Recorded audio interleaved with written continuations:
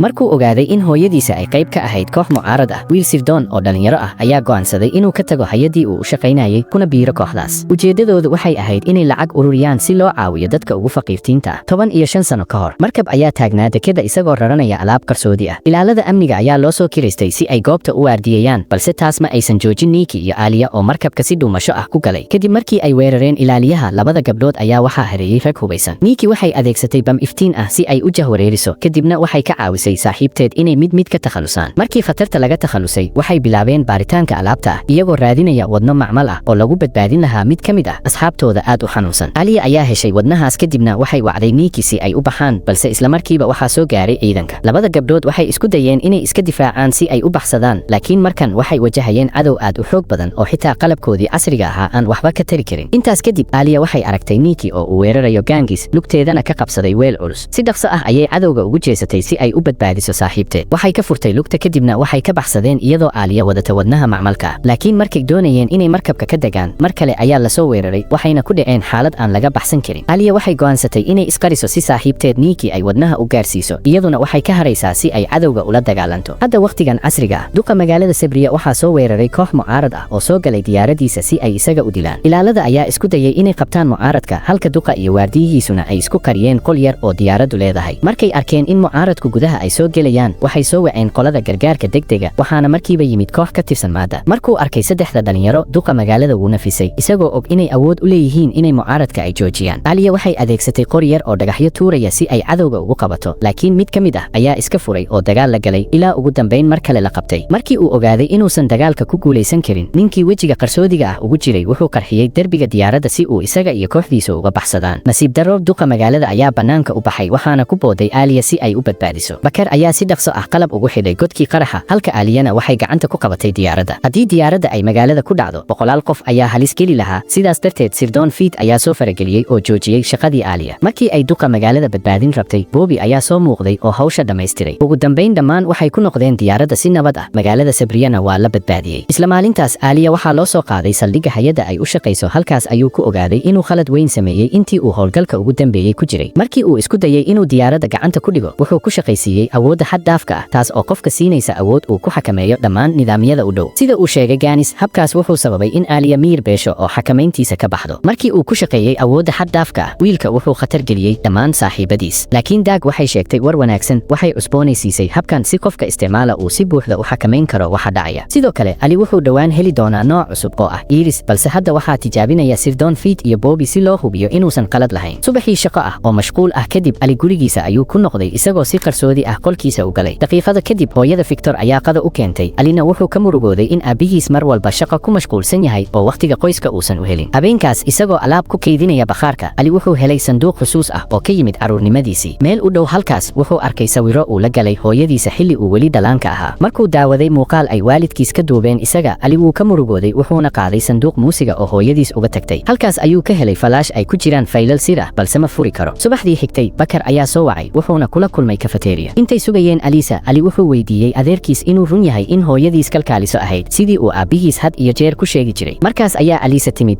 saddexdooduna waxay qaadeen jid gaaban si ay u gaaraan xarunta maata oo ah hay'adda ay u shaqeeyaan halkaas ayuu Ali kula kulmay General Rama wuxuuna ogaaday in howlgalka xiga uu yahay inuu raadiyo kooxdii weerartay diyaaradda duqa magaalada Sabriya si lama filaan ah duqa magaalada ayaa soo galay qolka wiilkuna aad buu ula yaabay markuu ogaaday in duqaas uu ahaa asaasihii hay'adda maalinta xigtay Ali iyo kooxdiisu waxay bilaabeen wejiga koowaad ee howlgalka waxayna weerareen xarunta Beef laakiin ninkii ay u baahnayeen wuu ka baxsaday Alina wuxuu ku dabagalay si uu gacanta ugu soo dhigo halka saaxiibadiisu ay la dagaalamayeen ilaaliyaha goobtas markii uu ku dhawaa inuu qabto koox mucaarad ah ayaa soo muuqday Ninkina waxay qori ka qaaday gacanta Beef kadibna qoriga waxay siisay Andik halka iyaduna dagaal kula gashay Ali wiilka ayaa markaas arkay in Nikki ay xirato dhago gashi lamid ah kuwii hooyadiis ay xiran jirtay Ali wuxuu ku dhawaa in la garaaco balse Alisa ayaa soo gaartay oo kubad tamar ah ku riday Nikki hase yeeshee iyadu si dhaqso ah ayay uga baxsatay markii ay aragtay in tiro ahaan lagaga badan yahay Nikki way carartay Alina wuu dabagalay labadooduba waxay ku dul ordeen wadooyinka magaalada waxayna ku sigteen inay shacab ku dhacaan si ay uga badbaado Nikki waxay samaysay xeelad mooto ayay qaadatay waxayna hor istaagtay tareen socda nasiib wanaag dhaawac ma gaarin laakiin Ali ma quusan wuxuu fuulay tareenka si uu u dabagalo labadooduba waxay galeen marinka tareenka hoostiisa oo ka baxa magaalada halkaas Ali shil ayuu galay wuuna miir beelay markuu soo toosay Ali wuxuu ogaaday inuu lugta dhaawac ka qaaday Nikkina waxay u nadiifinaysay dhaawaca intii ay wada hadlayeen waxay ogaatay in Ali uu yahay wiilka Alia waxayna u sheegtay inay iyaga hore ugu wada nool noolaan jireen sidii walaalo oo kale. Labadoodii waxay isbarteen iyagoo dhalinyaro ah, mid walbana duni kale ayuu ka yimid. Markay Aaliya aragtay dhibaatada weyn ee Nikki iyo dadkeedu ay wajahayeen, waxay go'aansatay inay wax u qabato. Ficilkeedii wanaagsanaa ee ugu horreeyay wuxuu ahaa inay u samayso lug macmal ah si Nikki aysan u adeegsan ulaha socod ah. Sanado kadib, labadooduba waxay isku biirsadeen si ay nolosha dadka ku nool meelaha liita ay u bedelaan, wax yarna waxay ku guulaysteen inay horumar gaarsiiyaan deegaanka. Markii la weydiiyey sababta ay Nikki qoriga uga xaday biir, waxay sheegtay inay u baahnayd maxaa yeelay kaliya taas ayaa xaqiijin karta badbaadada dadkeeda. Markii Ali soo kabsaday, Nikki waxay ka codsatay inuu baxo, waxayna siisay qalab ay ku wada xiriiri karaan. Kadib markuu ku soo biiray saaxiibadiis, wiilka wuxuu ku noqday xarunta, halkaas oo Bakar uu ku bilaabay su'aal weydiin biir. Ujeedadiisu wuxuu ahaa inuu ogaado cidda hubka siinaysay cadowgii soo weeraray duqa magaalada, laakiin habdhaqankiisii wanaagsan waxba ma tarin, sidaas darteed Fiid ayaa qaatay hawsha. Inkasta oo uu xoog adeegsaday, biir wuu ku adkaystay oo ma shaacinin cidda macaamiishiisu yihiin. Markaas ayaa General Rama qolka soo galay, wuxuuna ku hanjabay inuu xaaskiisa u sheegi doono in uu ku nool yahay iibinta alaabta sharci darrada ah. Wuxuu ka baqay in xaaskiisu isaga ka tagto haddii ay runta ogaato, sidaas darteed biir ugu dambayn wuu qirtay. Wuxuu sheegay in macmiilkiisu yahay Fikram. Fikram waa agaasimaha howlgalka ee Beta Tower iyo mid ka mid ah shaqaalaha uu u kalsoon yahay duqa magaalada. Xaqiiqdii, isagaa mas'uul ka ahaa qorshaha horumarinta magaalada. Maadaama eedda culus tahay, General Rama wuxuu diray qaar ka mid ah wakiilada si ay u xaqiijiyaan macluumaadka ka hor inta aan duqa loo sheegin. Sidaas darteed, Ali iyo saaxiibadiisu waa inay si qarsoodi ah ugu dhuuntaan Beta Tower si ay u baaraan dhaqdhaqaaqa Fikram iyagoo aan la ogaan. Markay ka gudbeen waardiyaasha, waxay galeen qolkiisa. Alisana waxay bilowday inay hubiso faylasha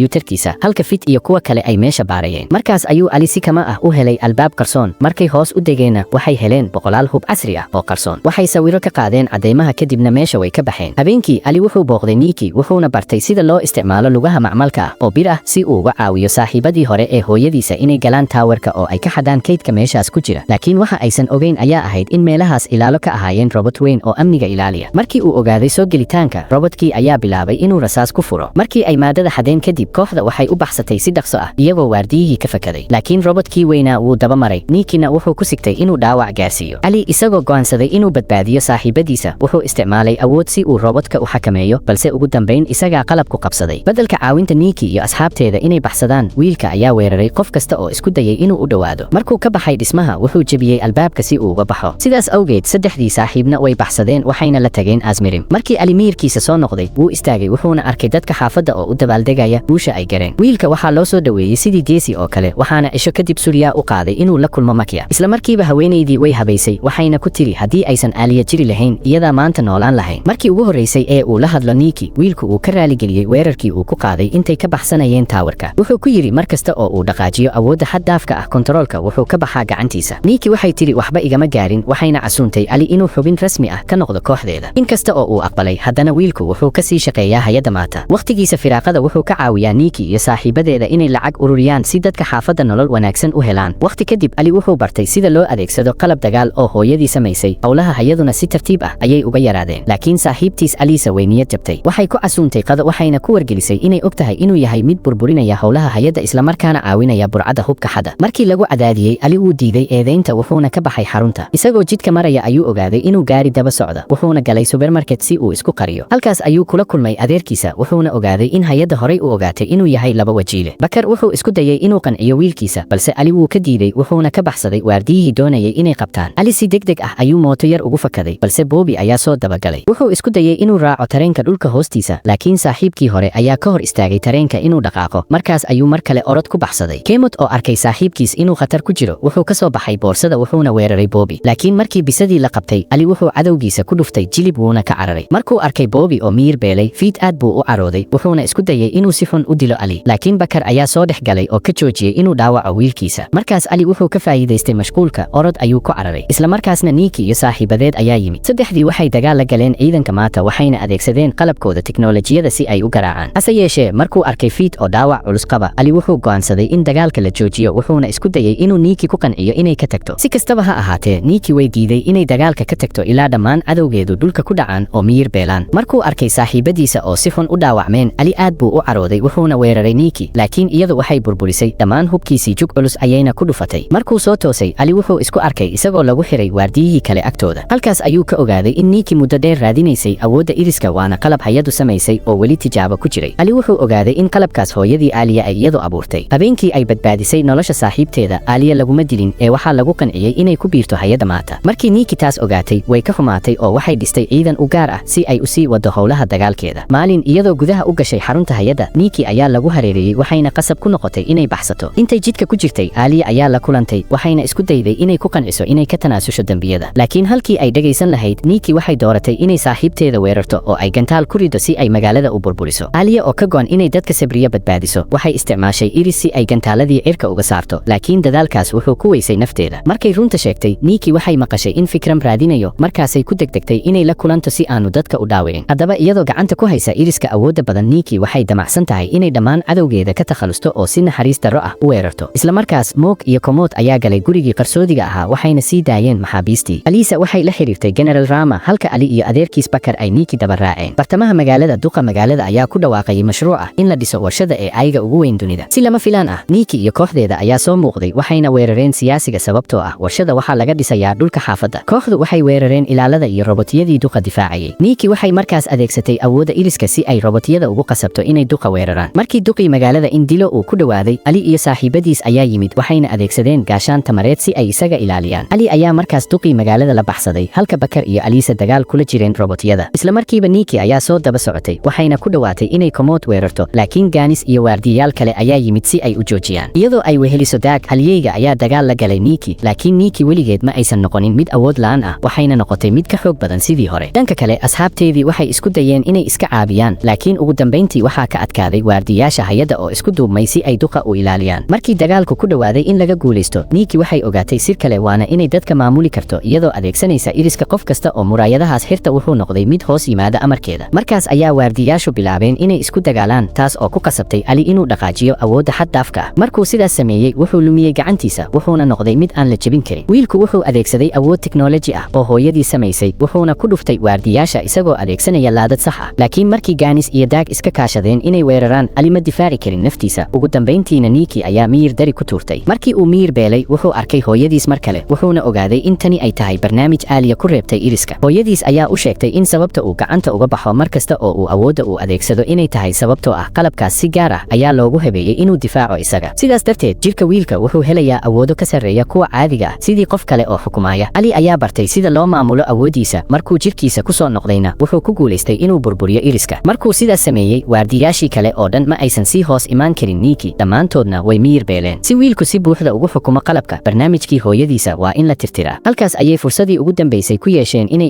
ismacsalaameeyaan. Hadda Ali waa inuu joojiyaa Nikki oo sii burburinaysa Sabriya, wuxuuna isku difaacayaa isagoo adeegsanaya kubada tamareed oo uu ka dhigtay gaashaan. Ugu dambeyntii wuxuu Nikki ku dhuftay gacan xooggan. Haweenaydii waxaa lagu dhuftay dhowr jeer oo awood ah iyadoo aan dhaqdhaqaaqi karin. Ali wuxuu weerarkii ku dhameeyey isagoo cadowgiisa dhulka ku tuuray. Markii Nikki garatay inay dagaalka ku guuldareysatay, waxay dhaqaajisay istilid isku dhafan oo ku jirta dharkeeda si ay qarax ay ku baabiiso qof kasta. Laakiin ka hor inta aysan dhicin shirqoolkaas xun, waxaa loo qaaday gudaha iriska, halkaas oo ay kula kulantay Alia. Alia waxay qasab ku noqotay inay tirtirto maskaxda saaxiibteeda si aysan dadka kale ugu sii geysan dhaawac. 3 maalmood kadib dagaalka, warbaahintu waxay ku dhawaaqday in falaagihii weerarka Sabriya lagu xiray, Fikramna xilkii laga qaaday Beta Tower. Intii weerarka socday, duqa magaalada ayaa lug ka dhaawacmay, wuxuuna ku jiray soo kabasho sababtoo ah fashilka weyn ee iriska, kaas oo u suura geliyey cadowgu inuu xukumo waardiyaasha. Mashruuca waa la joojiyey, waxaana adeega ku hari doona keliya iriskii hore. Si kastaba ha ahaatee, maadaama Ali uu ahaa qofkii si dadban uga caawiyey Nikki qorshaheeda burburinta magaalada, waa la ciqaabay, waxaana laga mamnuucay inuu mar kale isticmaalo qalabka. Daag wuxuu ku wargeliyey in muraayadaha laga qaadi doono ilaa ay ka helaan waardiye si fiican ugu diyaarsan inuu isticmaalo. Inkasta oo uu aad uga murugooday go'aankaas, Ali uu aqbalay ciqaabta, wuxuuna uga mahadceliyey madaxdiisa inay fursad kale siisay si uu ugu sii adeego hay'adda. Dhammaadka kulanka, Bakar wuxuu la wadaagay wiilka qaar ka mid ah fiidiyowyadii Alia, waxaana Ali uu ku faanay hooyadiisa maadaama ay ahayd halyey xirfadle ah. Kadib wixii uu kala soo kulmay dadka magaaladaas, Ali ma awoodin inuu iska indho tiro xaaladooda adag, wuxuuna kaashaday aabihiisa si uu u siiyo dadkaas agabkii ay u baahnaayeen. Hadda iyaguna waxay heli doonaan nolol sharaf leh sida dadka kale ee ku nool Sabriya oo dhan.